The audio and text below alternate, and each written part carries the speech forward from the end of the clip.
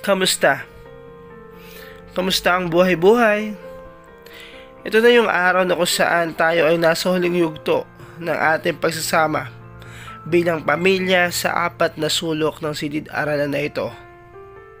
Pero bago yan, balikan muna natin kung saan tayo nagsimula. Hayaan niyo muna ako magkwento kung ano ang aking perspektibo bilang inyong guro. Sa totoo lang, nung una, ayoko talaga kayong hawakan dahil alam nyo siguro kung anong dahilan. Hanggang sa dumating ang araw ng pasukan. Di ko alam kung kayo ba ay masaya na ako inyong magiging guro. Pero isa lang talagang sigurado ako. Ayun ay 9 na buwan makakasama ko kayo. Alam ko naman na talagang sasakit ang ulo ko sa inyo dahil iba-iba ang paraan nyo ng pag-aaral. Merong seryoso, may petiks lang, may matigas ang ulo, at maraming parang kiti-kiti. At batid ko na masakit pa rin sa inyo ang pag-iwan sa inyo na paborito nyong guro, na kung saan nag-iwat ng lamat sa inyong mga puso, at sa pagsisimula ng ating taon ay dala-dala niya pa ito. Kaya nag-iisip ako, paano ko ba kayo mahahawakan? Paano ba ako magiging guro para sa inyo? Dahil lubos kami magkaiba. Sabi ko pa nga, hindi ko naman gusto na mahalin nyo rin ako o magustuhan nyo kagaya ng pagkagusto nyo o pagmamahal nyo sa inyong dating guro.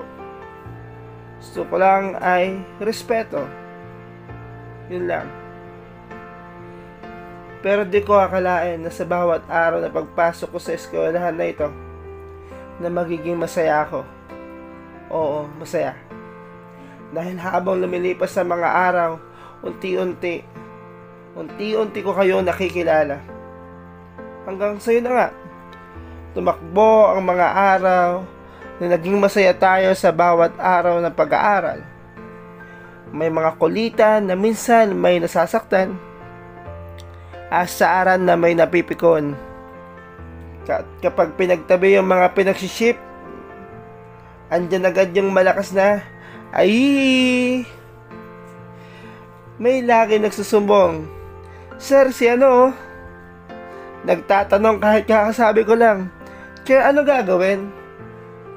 Kakainis. At yun, dumating na araw ng field trip natin, na dun ko nakita na para pala talaga akong tatay sa inyo. Na kung saan ako pumunta, nakasunod kayo. Masaya sobra. Sobrang saya.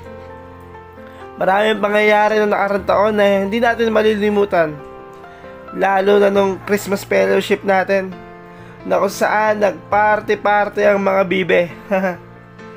Grabe, sobrang saya. Sobrang saya ko rin nung araw na yun.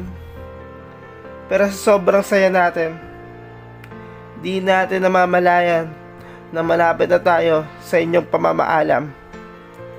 Pagpasok ng bagong taon, tila ang oras ay kay bilis. Dahil ilang buwan na lang, kayo ay aalis.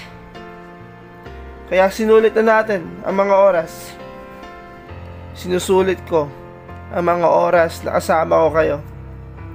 Dahil alam ko na pag dumating na ang araw ng iyong graduation, doon na rin matatapos lahat to. At ito na nga, nandito na tayo sa huling araw ng pagsasama sa loob ng silid-aralan na ito. Alam ko naman na mahirap sa inyo dahil lagi ko nga kayo inaasar at pinapayak. Alam niyo ba kung bakit ko yun ginagawa? Para pagdating ng last day, di na kayo malungkot ng sobra, kundi ako na lang. Hindi ko na sana gagawin to dahil feeling ko OA, awkward, masyadong madrama. Pero naisip ko lang, okay lang maging OA basta para sa inyo. Sa totoo lang, habang ginagawa ko ito, di ko mapigilan pagbagsak ng aking mga luha. Kasi sa totoo lang, emosyonal talaga akong tao. Madaling maiyak. Pero lagi ko itong nilalabanan pagkaharap ko kayo. Ayoko kasing makita niyo ako umiiyak. Pero kahit malungkot, nakaalis na kayo, masaya ako para sa inyo.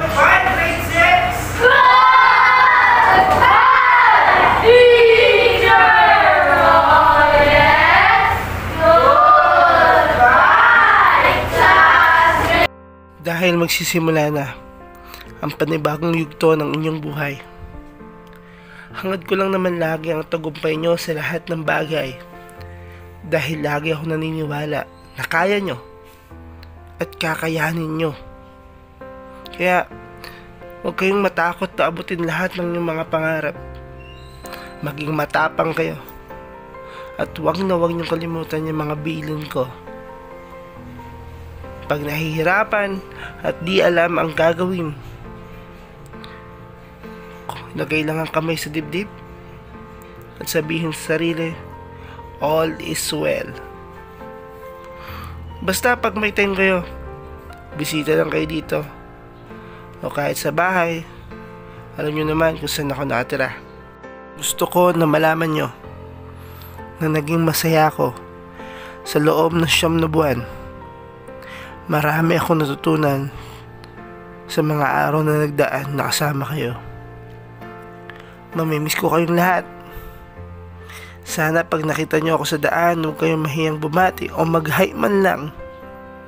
O kahit kumaway na lang nang maingiti sa inyong mga labi. Dahil minsan, tayo ay naging magkasama. Dumating sa buhay nyo na naging guro nyo ako at naging estudyante ko kayo. Alam ko na marami pa akong makikilalang mga estudyante sa hinaharap, pero hindi ko kayo malilimutan dahil marami kayong itinuro sa akin. Mga tinuro na dadalhin ko hanggang sa aking pagtanda, mga alaalang hindi ko malilimutan.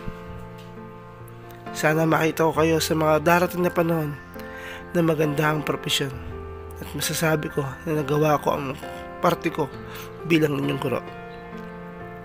Muli, ako ang inyong guro sa ika-6 na baitang. Hanggang dito na lang.